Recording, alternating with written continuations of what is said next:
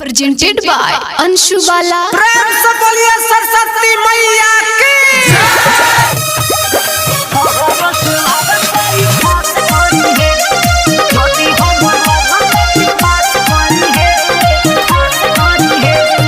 रखी हधेन नाही करी हई निकार बॉर्डर के सीमा माई कर दी पार।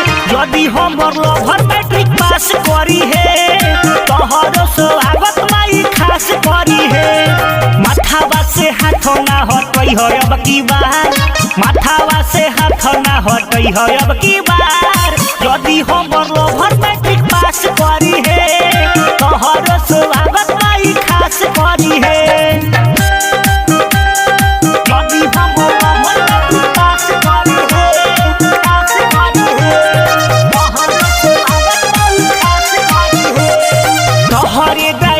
सभे बनल विद्वान बा तोहरे में बसल स्टूडेंट के परान बा।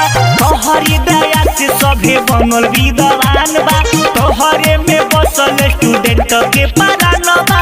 होइले के खुश पूजा चास करी है तोहरो स्वागत माई खास करी है। रखी हधेन नाही करी हई निकार बॉर्डर के सीमा माई कर दी पार।